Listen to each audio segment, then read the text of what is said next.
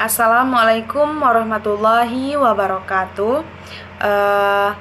Saya Oktarinda Rahmadani. Pada kesempatan ini saya akan menjelaskan mengenai materi tentang pengelolaan peningkatan mutu pendidikan, di mana yaitu bagaimana cara sekolah itu mengelola pendidikan agar kualitasnya itu semakin baik dari waktu ke waktu.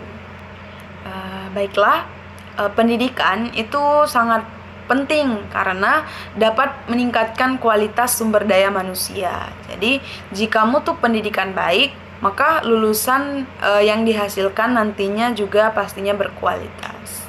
Namun, peningkatan mutu pendidikan itu tidak bisa terjadi begitu saja, di mana itu harus dilakukan secara sistematis, terencana, dan berkelanjutan.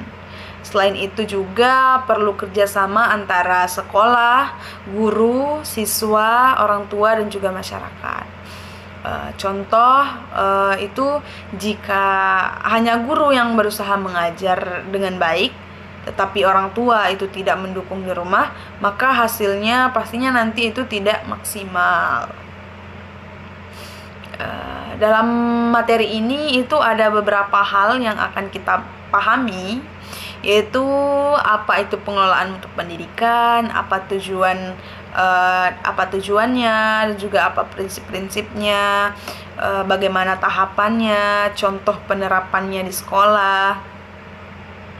Jadi tujuannya itu agar kita itu dapat memahami konsep dan cara menerapkan dan juga peningkatan mutu pendidikan.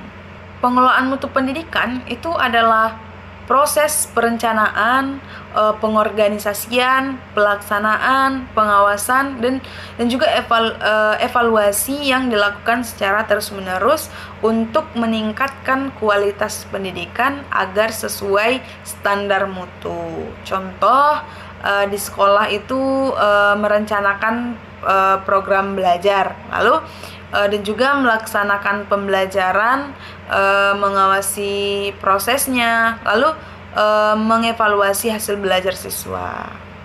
Adapun tujuan peningkatan mutu pendidikan itu untuk meningkatkan kualitas pembelajaran dan juga meningkatkan kompetensi guru,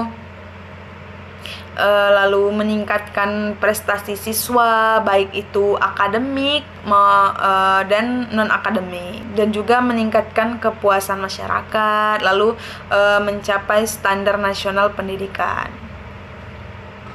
Contohnya itu guru mengikuti pelatihan agar cara mengajarnya itu lebih menarik dan juga lebih mudah dipahami siswa. Adapun prinsip pengelolaan mutu pendidikan itu ada 4 prinsip utama, yang dimana itu satu ada berorientasi pada mutu, yang kedua itu ada perbaikan berkelanjutan, yang ketiga itu ada partisipasi semua pihak, yang keempat itu berbasis data. Contohnya itu sekolah melihat nilai ujian siswa.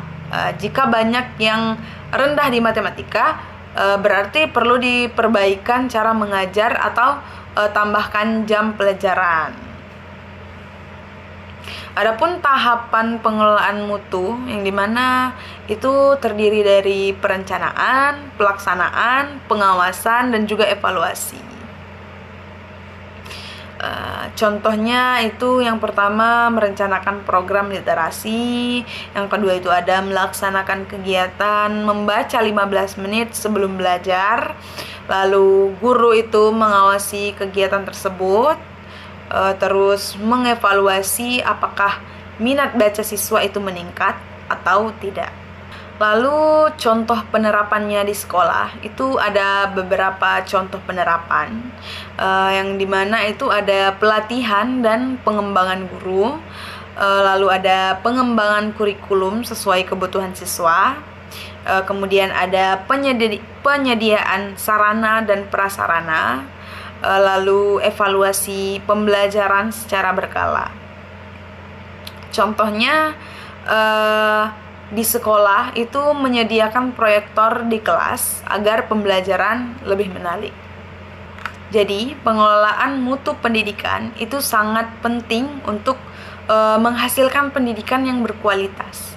Yang dimana hal ini itu dilakukan melalui perencanaan, pelaksanaan, pengawasan, dan evaluasi serta membutuhkan kerjasama antara semua pihak.